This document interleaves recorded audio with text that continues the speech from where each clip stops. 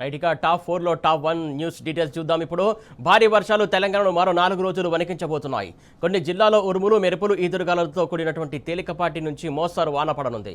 నల్గొండ, జనగాం, సిద్దిపేట, భువనగిరి, వికారాబాద్, మహబూబాబాద్, నాగర్ కర్నూల్, వనపర్తి, నారాయణపేట, గద్వాల జిల్లాల్లో భారీ వర్షాలు పడతాయని ఐఎండీ వెల్లడించింది. ఆ జిల్లాలకు ఎల్లో అలర్ట్ జారీ చేసింది. అలాగే ఈ నెల 10 వరకు పలు జిల్లాల్లో భారీ వర్షాలు పడనున్న నేపథ్యంలో ప్రజలు అప్రమత్తంగా ఉండాలని వాతావరణ శాఖ హెచ్చరించింది.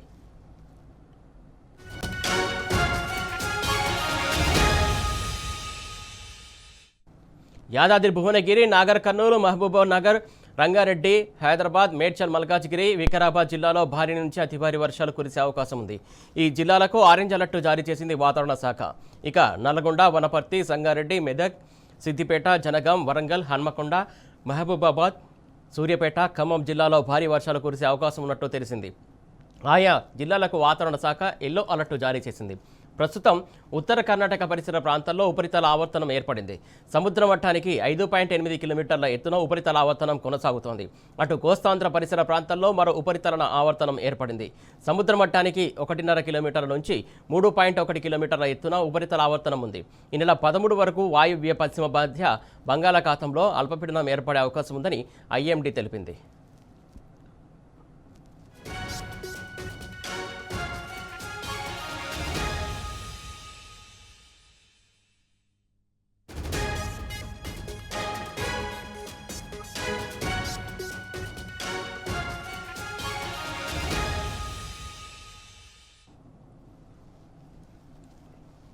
దీనికి సంబంధించి పూర్తి అప్డేట్స్ మా కరెస్పాండెంట్ అరవింద్ అందిస్తారు.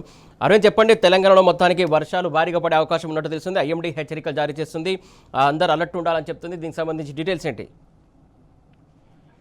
రాగల 3 రోజులు తెలంగాణలో భారీ నుండి అతి భారీ వర్షాలు కూడా పడతాయని ఇప్పటికే వాతావరణ శాఖ అధికారులు హెచ్చరికలు కూడా జారీ చేశారు. ప్రధానంగా చూసుకుంటే ఉదయం సమయంలో కొంచెం ఉక్కపోత వాతావరణం ఉంటుంది, ఎండ తీవ్రత ఉంటుంది, తేమ శాతం ఎక్కువగా ఉంటుంది. అదే సాయంత్రం వచ్చేసరికి భారీ నుండి అతి భారీ వర్షం కూడా పడుతుందని ఇప్పటికే వాతావరణ శాఖ అధికారి హెచ్చరికలు జారీ చేశారు. అంటే గతంలో కూడా అంటే నిన్న మొన్న రోజులు కూడా భారీ వర్షం పడిందని చెప్పుకోవచ్చు. హైదరాబాద్ లో ప్రధానంగా కొన్ని చోట్ల ఇప్పటికే హెచ్చరికలు కూడా జారీ చేశారు. ఉత్తర తెలంగాణ నుండి ఈశాన్య తెలంగాణ వరకు కూడా భారీ వర్షాలు కూడా ఉంటాయని ప్రధానంగా వాతావరణ శాఖ అధికారులు తెలిపారు. మరి పశ్చిమ దిక్కున కొంచెం తేలికపాటి వర్షాలు ఉంటాయి, దక్షిణం దిక్కున కూడా కొంచెం మోస్తారు వర్షాలు కూడా ఉంటాయని ఇప్పటికే హెచ్చరికలు కూడా జారీ చేశారు. ప్రధానంగా హెచ్చరికలు అంటే ఎన్నో హెచ్చరికలు జారీ చేసిన జిల్లాలు మాత్రం నల్గొండ, యాదాద్రి, జనగామ, మహబూబ్ నగర్, సూర్యాపేట, నాగర్ కర్నూల్, మహబూబ్ నగర్, జోగులాంబ, గద్వాల, హన్మకొండ, వరంగల్, రంగారెడ్డి, వికారాబాద్ ఈ జిల్లాలో మాత్రం ఎల్లో అలర్ట్ కూడా వాతావరణ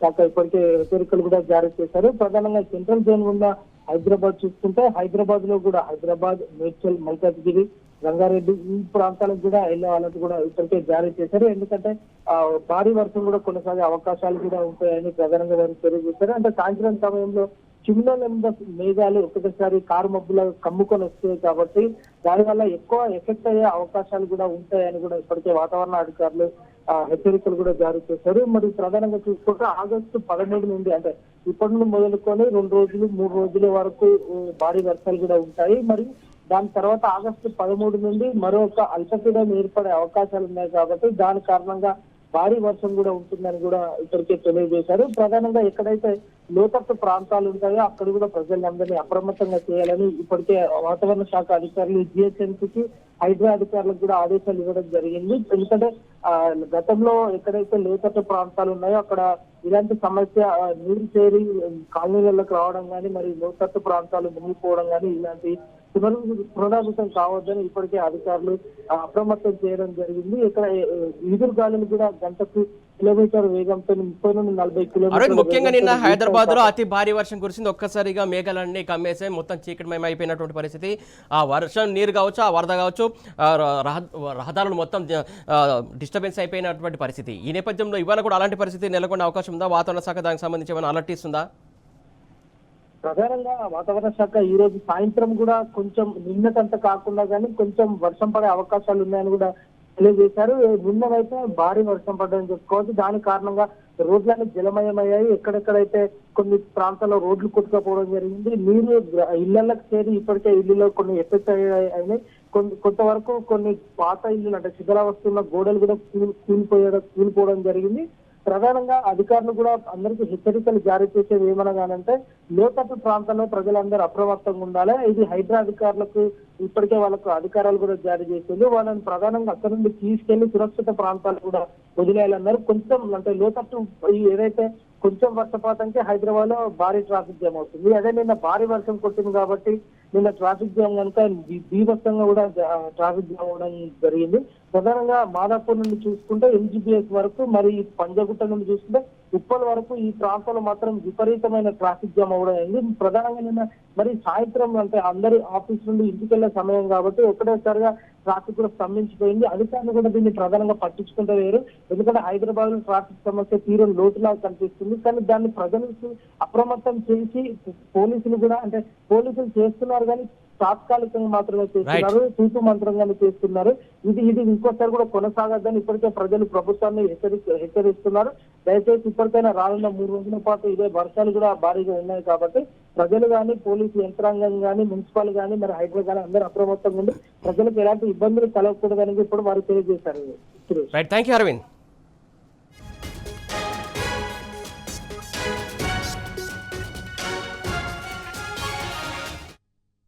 టాప్ 2 న్యూస్ చూసినట్లయితే అచ్చంపేటలో మాజీ ఎమ్మెల్యే గువ్వల బాలరాజు రాజీనామా తర్వాత పరిణామాలు వేగంగా మారుతున్నాయి. గువ్వల బాలరాజుకు వ్యతిరేకంగా ఇప్పటికే బీఆర్ఎస్ కార్యకర్తలు తీర్మానం చేశారు. నువ్వు పోతే పో, మేమైతే రామంటూ తెగేసి చెప్పేశారు. గువ్వలతో పాటు కార్యకర్తల 95% మంది ఆయనకు వ్యతిరేకంగానే ఉండగా 5% మంది ఆయనతో కలిసి నడిచేందుకు రెడీ అయ్యారు. ఈ పరిణామాలపై ప్రత్యేకంగా దృష్టి పెట్టినటువంటి పార్టీ అధినాయకత్వం క్షుణ్ణంగా పరిశీలిస్తోంది. స్థానిక పరిస్థితులను చేసుకుని క్యాడర్కు ఇబ్బందులు తలెత్తకుండా చర్యలు చేపట్టింది. ఉమ్మడి పాలమూరు జిల్లాలో ఉన్న మాజీ మంత్రులు నిరంజన్ రెడ్డి, శ్రీనివాస్ గౌడ్లతో పాటు మాజీ ఎమ్మెల్యే మర్రి జనార్దన్ రెడ్డి, పార్టీ ప్రధాన కార్యదర్శి ఆర్ఎస్ ప్రవీణ్ కుమార్, మరికొందరు నాయకులు అధిష్టానం ఆదేశాలతో అచ్చంపేటలో పర్యటించారు. పటిష్టమైన నాయకత్వం కోసం క్షేత్రస్థాయిలో చర్చలు జరిపి స్థానికుల అభిప్రాయం మేరకు నాయకత్వాన్ని బలపరిచేలా చర్యలు తీసుకున్నారు.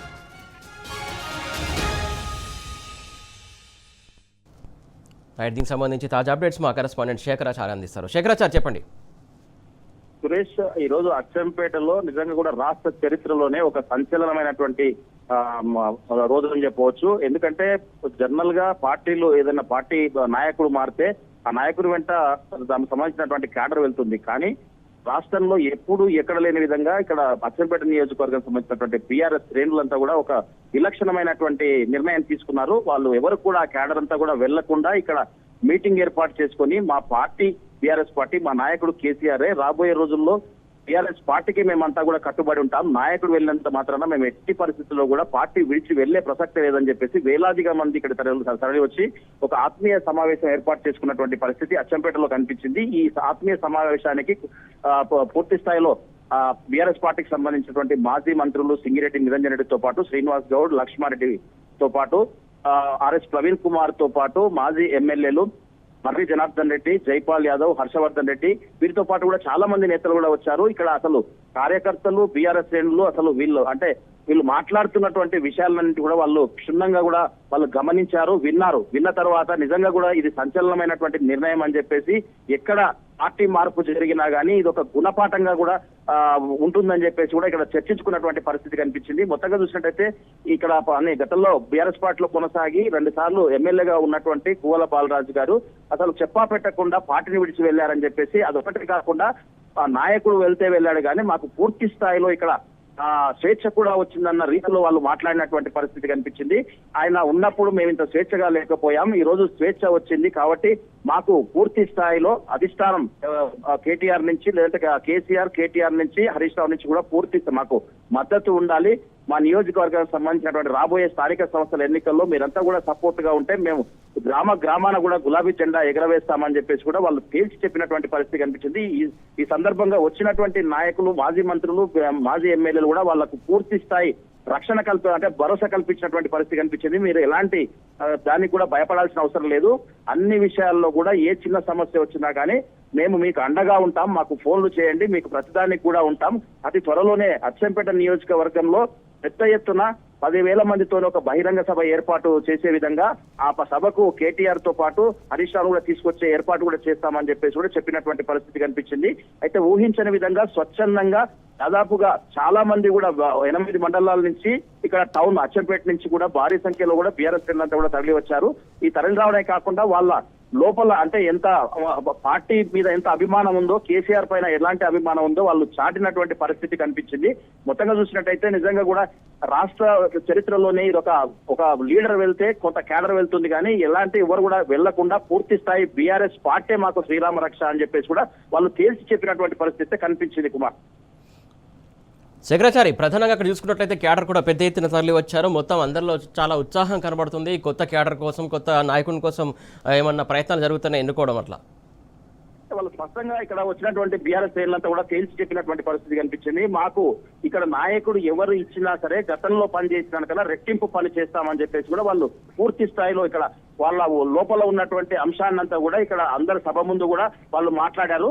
అయితే ఇక్కడ నాయకత్వం ఎవరు వహించినా గానీ, అధిష్టానం ఎవరిని పంపించినా గానీ మేము పూర్తి స్థాయిలో వాళ్ళకు అనుకూలంగా పనిచేస్తాం. రాబోయే స్థానిక సంస్థల ఎన్నికల్లో మాకు కూడా పార్టీ అండగా ఉంటే మేము ప్రతి గ్రామాన కూడా గులాబీ జెండా ఎగరేయడానికి సిద్ధంగా ఉన్నాం. కాబట్టి మాకు ఎలాంటి సమస్యలు వచ్చినా గానీ అధిష్టానం తోడుందా అని చెప్పేసి కూడా చెప్పినటువంటి పరిస్థితి కనిపించింది. మొత్తంగా చూసినట్టయితే అచ్చంపేటలో ఈ రోజు చారిత్రాత్మకమైనటువంటి నిర్ణయం ఇది. ఎవరు పార్టీ మారినా ఒకసారి పునరాలోచించుకోవాల్సిన పరిస్థితి, మారాలన్న ఆలోచన వస్తేనే ఒకసారి ఆలోచించాల్సిన పరిస్థితికి అచ్చంపేట బీఆర్ఎస్ శ్రేణులంతా కూడా తీసుకొచ్చారని చెప్పవచ్చు. Suresh, right, thank you Shekharachari.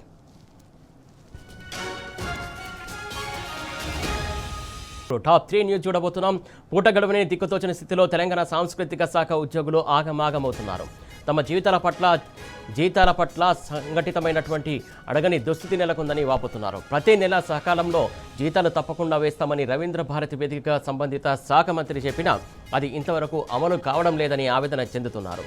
ఉద్యోగం ఉందని మురవడం తప్ప నిజానికి ఒక్కొక్కరి పరిస్థితి ఒడవని దీనస్థితిలో కొనసాగుతుందని అంటున్నారు. ప్రజల్లో అవగాహన కల్పించి వారిని చైతన్యం చేసే సాంస్కృతిక శాఖ ఉద్యోగులు సంఘటితమై సంఘంగా ఉండలేకపోతున్నారని ఆవేదన వ్యక్తం చేస్తున్నారు. ఎవరికి వారు యమునా తీరు అన్నట్లుగా ఎత్తుగడలకు పోతే కుటుంబాలు ఆగమవుతున్నాయని హెచ్చరిస్తున్నారు. ముఖ్యమంత్రి స్థాయిలో పరిచయాలు ఉంటాయి, కానీ తమ సంస్థ విషయంలో ఎవరూ ముందుకు రావడం లేదని వాపోతున్నారు. దినదినం దిక్కుతోచని పరిస్థితుల్లో పడుతున్నటువంటి తమ బాధలను రేవంత్ పెద్ద మనసులో అర్థం చేసుకోవాలని మొరపెట్టుకుంటున్నారు.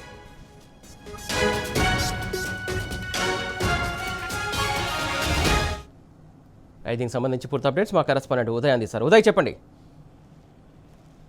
Good afternoon Suresh. మా జీతాలు విడుదల చేయండి మహాప్రభు అంటూ రాష్ట్ర ప్రభుత్వాన్ని కూడా సాంస్కృతిక సారథి కళాకారులు కూడా వేరుకుంటున్న పరిస్థితి కనిపిస్తా ఉంది. దాదాపు 4 నెలల నుండి కూడా జీతాలు లేక తమ బతుకుల్లో అగోచకరంగా మారాయని చెప్పేసి వెంటనే జీతాలు విడుదల చేసి తమను ఆదుకోవాలని చెప్పేసి సాంస్కృతిక శాఖ సారథి కళాకారులు కూడా ప్రభుత్వాన్ని విన్నవించుకున్న పరిస్థితి మనం కొద్ది రోజుల నుంచి చూస్తా ఉన్నాం. గల్లీ నుండి ఢిల్లీ దాకా గంటలు తరబడి ఆడిపాడి తెలంగాణ రాష్ట్ర ఏర్పాటులో తమ వంతు పాత్ర పోషించామని మరొక్కసారి కూడా వారు గుర్తు చేసుకున్న పరిస్థితి మనం కనిపిస్తా ఉంది. కానీ నేడు మాత్రం కొత్త వచ్చిన కాంగ్రెస్ ప్రభుత్వం వచ్చిన తర్వాత కూడా ఇప్పటి వరకు తమ జీతాలు కూడా సక్రమంగా పడే సూచనలు కూడా కనిపించలేదని చెప్పేసి వారు చెప్తున్న పరిస్థితి కనిపిస్తా ఉంది. గత 4 నెలలు కూడా జీతాలు లేక తమ కుటుంబాలు కూడా రోడ్డున పడే పరిస్థితి కూడా నెలకొన్నాయి. దీంతో పాటు మా పిల్లల భవిష్యత్తు కూడా అంధకారంలోకి వెళ్లే పరిస్థితి కూడా ఉంది. ఎందుకంటే పిల్లల చదువులతో పాటు వారికి ఫీజులు కానీ ఇతర ఖర్చులకు సంబంధించిన కుటుంబ పోషణ కూడా భారంగా ఉందని చెప్పేసి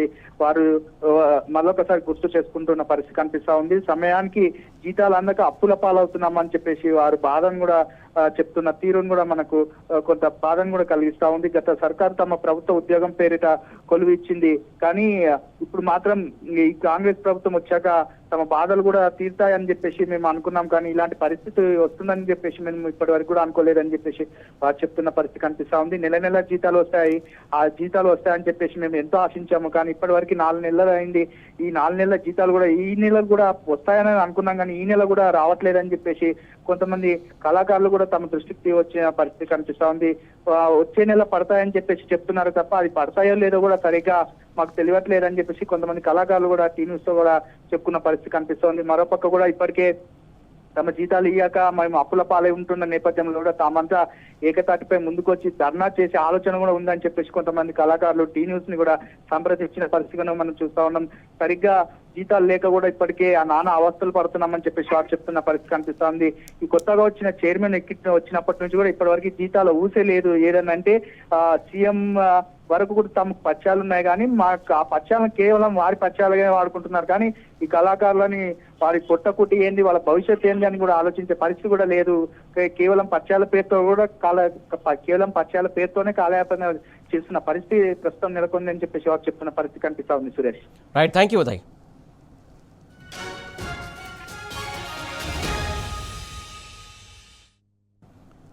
రైట్, ఇప్పుడు టాప్ 4 న్యూస్ చూస్తున్నాం. ఇప్పుడు ఫిలిం ఫెడరేషన్ కార్మికుల సమస్యలు కొలిక్కి రావడం లేదు. దీంతో 5వ రోజు సమ్మె కొనసాగుతోంది.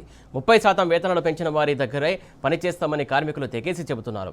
ఇప్పటికే 30% జీతాలు పెంచినటువంటి నిర్మాతలను కార్మికులు కలిసి అభినందనలు తెలిపారు. అటు కార్మికులు ఇటు నిర్మాతలు దిగి రాకపోవడంతో తెలుగు చిత్రసీమలో షూటింగ్లు ఎక్కడికక్కడే నిలిచిపోయాయి. అయితే కొందరు నిర్మాతలు కార్మికుల డిమాండ్లను పట్టించుకోకపోవడంతో సమస్య కొలిక్కి రావట్లేదు. అటు ఫిలిం ఫెడరేషన్ నేతలకు కొందరు నిర్మాతలు లీగల్ నోటీసులు పంపించారు. సమ్మె కారణంగా రోజుకు ₹1.5 కోటి నష్టపోతున్నామని సివిల్ కోర్టులో పీపుల్స్ మీడియా అనే సంస్థ కేసు ఫైల్ చేసింది. వల్లభనేని అనిల్, అమీరాజు, అలెక్స్ వ్యక్తిగతంగా నోటీసులు పంపించింది. అయితే నోటీసులు పంపడంపై ఫెడరేషన్ నేతలు ఆగ్రహంతో ఉన్నారు. కార్మిక నేతలతో భేటీకి సన్నాహాలు చేస్తున్నారు. రేపు కార్యాచరణ ప్రకటించేందుకు సిద్ధమయ్యారు.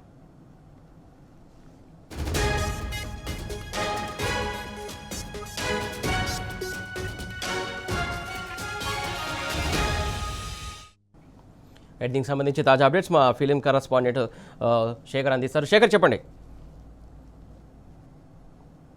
ప్రొడ్యూసర్ కౌన్సిల్ ఫిలిం ఫెడరేషన్ మధ్య చర్చలో ఎలాంటి పురోగతి లేదని చెప్పాలి. ఈ రోజు అయితే ఎలాంటి చర్చ జరగలేదు. కాకపోతే ఈ రోజు పీపుల్స్ మీడియా అధినేత విశ్వప్రసాద్ మాత్రం ఫెడరేషన్ కి ఒక ట్విస్ట్ ఇచ్చాడని చెప్పాలి. తన సినిమాలు ప్రభాస్ సినిమా షూటింగ్ ఆగిపోవడం వల్ల నాకు రోజుకి ₹1.5 కోటి నష్టం వస్తుందని చెప్పి సివిల్ కోర్టులో దావా వేయడం జరిగింది. అయితే కోర్టు వెంటనే దాని మీద స్పందిస్తూ ఈ ఫెడరేషన్ నేతలకి లీగల్ నోటీసులు ఇవ్వడం జరిగింది. అయితే ఈ లీగల్ నోటీసులు ఇవ్వడం అనేది ఇండస్ట్రీలో చర్చనీయాంశంగా మారింది. ఇప్పటికే ఎన్నో పెద్ద సినిమాలు, పవన్ కళ్యాణ్ సినిమా కానీ, ఇలాంటి ఎన్నో సినిమాలు, మహేష్ బాబు రాజమౌళి సినిమా కానీ, ఇలాంటి ఎన్నో పెద్ద సినిమాలు షూటింగ్ ఆగిపోవడం వల్ల ఇండస్ట్రీలో తీవ్ర నష్టాలు జరుగుతున్నాయనే ఉద్దేశంతోనే విశ్వప్రసాద్ ఇవ్వడం జరిగింది. దీని మీద మనం కూడా ఎలా ముందుకెళ్లాలి అనే దాని మీద ప్రొడ్యూసర్లు ఆలోచిస్తూ ఉన్నారు. దాంతో భాగంగానే ఫెడరేషన్ నేతలు కూడా ఒక ప్రొడ్యూసర్ అనేవాడు మనం ప్రాబ్లమ్స్ లో ఉండి మన కార్మికుల వేతనాలు పెంచాలి కాబట్టి పెంచాల్సిన విషయంలో పెంచకుండా ఇలా మన న్యాయపరంగా మన మీద ఫైట్ చేయడం ఏంటి అనే విషయం మాత్రం దాని మీద కూడా చర్చ అనేది జరుగుతూనే ఉంది. దీన్ని చాలా మంది ఫెడరేషన్ నేతలు ఖండిస్తున్నారు. విశ్వప్రసాద్ గారు ఇలాంటి పని చేయడం కరెక్ట్ కాదు. ఈ టైంలో ఇది ఒక సున్నితంగా కూర్చొని మాట్లాడుకునే సమస్య కానీ దీని మీద లీగల్ గా ఫైట్ చేసుకునే విషయాలు కావు. ఇవి ఇండస్ట్రీకి ఇప్పటి వరకు కూడా ప్రతి విషయం కూడా కూర్చొని మాట్లాడుకుని పెద్దలు ఎవరైతే ఫెడరేషన్ నేతలు కానీ, ప్రొడ్యూసర్ కౌన్సిల్ కానీ, ఫిలిం ఛాంబర్ కానీ, నిర్మాతలు ఎవరైతే ఉన్నారో వీళ్ళందరూ కూర్చొని మాట్లాడుకుని చేసుకుంటున్న సందర్భంలో ఇలా ఒకేసారి విశ్వప్రసాద్ అనే ప్రొడ్యూసర్ ఇలా చేయడం అనేది ఫెడరేషన్ నేతలు కొంతమంది దాన్ని ఖండిస్తున్నారు. అయితే నిర్మాతలు మాత్రం కొంతమంది నిర్మాతలు విశ్వప్రసాద్ సపోర్ట్ చేస్తున్నారు.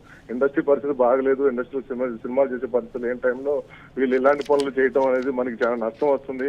అలాంటిది కాకుండా కూర్చొని మాట్లాడుకుందాం, అన్ని చేసుకుందాం అని చెప్పకుండా వెంటనే వీళ్ళు నోటీసులు ఇచ్చి షూటింగ్లు బంద్ చేయటం అనేది కరెక్ట్ కాదు. కొంత టైం తీసుకొని కొన్ని రోజులు చర్చించిన తర్వాత షూటింగ్లు జరుగుతున్న టైంలో మధ్యలో మాట్లాడుకోవచ్చు. ఇది అంత పెద్ద సమస్య కాదు. ఈ సమస్య కూర్చొని మాట్లాడుకుంటే సమస్య పరిష్కారం అయ్యింది. దీనివల్ల ఇండస్ట్రీ చాలా నష్టపోతుంది. షూటింగ్లు ఆగిపోయాయి. ప్రొడ్యూసర్లకు ఎంత నష్టం ఉందో ఫెడరేషన్ లో పనిచేస్తున్న 24 క్రాఫ్ట్స్ వాళ్ళకు కూడా చాలా నష్టమే జరుగుతుంది. ఇప్పటికే ఆల్రెడీ 1 వీక్ నుంచి షూటింగ్ లేకుండా అయిపోయింది. అయితే ఇప్పుడు కొత్త ట్విస్ట్ ఏంటంటే ఫిలిం ఛాంబర్ కొంతసేపటి క్రితమే ఫిలిం ఛాంబర్ ఫిలిం స్టూడియోస్ కి, ప్రొడ్యూసర్స్ కి ఒక నోటీస్ జారీ చేసి జరిగారు.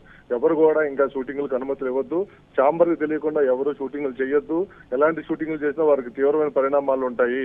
ఏ ఫిలిం రామనాయుడు స్టూడియో కానీ, అన్నపూర్ణ స్టూడియో కానీ, పద్మలయ స్టూడియో కానీ ఇలాంటి స్టూడియోలో ఎక్కడ కూడా షూటింగ్లు జరగకూడదు.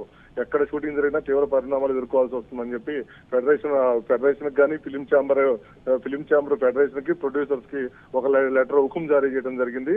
దీనివల్ల ఇంకా షూటింగ్ జరిగే 1-2 సినిమాలు అయితే షూటింగ్ లాగి జరుగుతున్నాయి. అవి కూడా షూటింగ్లు పూర్తిగా ఆగిపోయే అవకాశం ఉంది. ఫిలిం ఛాంబర్ కూడా దీని మీద గట్టిగా కూర్చొని ఉన్నారు. ఎట్టి పరిస్థితుల్లో షూటింగ్లు చేయొద్దు అని చెప్పిన తర్వాత షూటింగ్లు జరగొద్దు.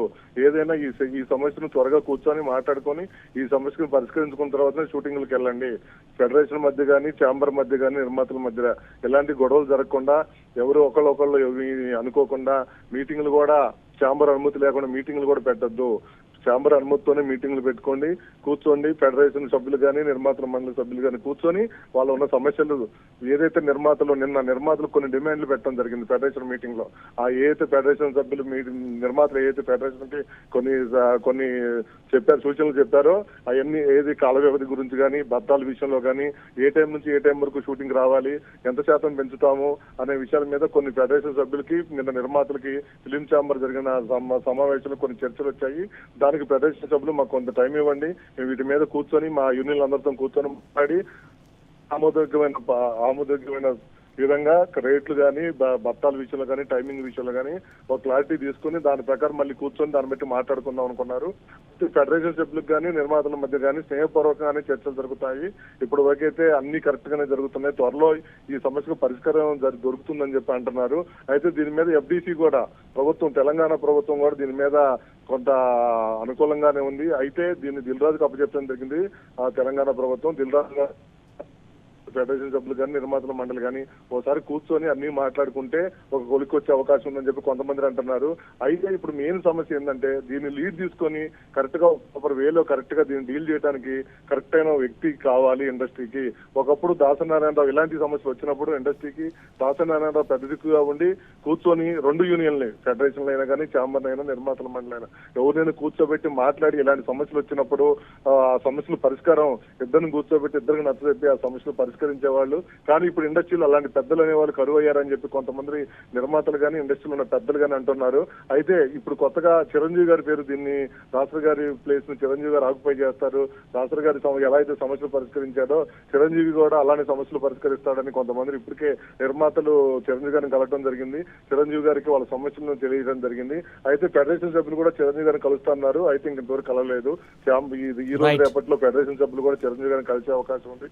కలిసిన తర్వాత ఇద్దరు ఫెడరేషన్ సభ్యులు ఒకటే మాట అంటున్నారు. వాళ్ళనే మాట ఏంటంటే ఇండస్ట్రీలో చిరంజీవి గారు ఇండస్ట్రీకి ఇప్పుడు ఉన్న వాళ్ళు పెద్ద దిక్కు. ఇండస్ట్రీ చిరంజీవి గారు ఏం చెప్తే మేము అది వినడానికి సిద్ధంగా ఉన్నాము. కాబట్టి చిరంజీవి గారు ఎప్పుడైతే ఫెడరేషన్ సభ్యులను కలుస్తాడో కలిసిన తర్వాత తను చిరంజీవి గారు ఏదైతే మాట్లాడతాడో అనే దాని మీద అందరూ ఉత్కంఠంగా వెయిట్ చేస్తున్నారు. ఇంకా ఫెడరేషన్ సభ్యులు అయితే చిరంజీవి గారిని కలవలేదు. అయితే ఈ సమస్య పరిష్కారం మాత్రం ఇంకా కొంత టైం పట్టేటట్టు కనిపిస్తుంది. ప్రస్తుతానికైతే ఛాంబర్ కానీ, ఫెడరేషన్ కానీ, నిర్మాతల మండలి మధ్య చర్చలు మాత్రం ఎలాంటి పురోగతులు చెప్పొచ్చు Suresh. Right, thank you Shekhar.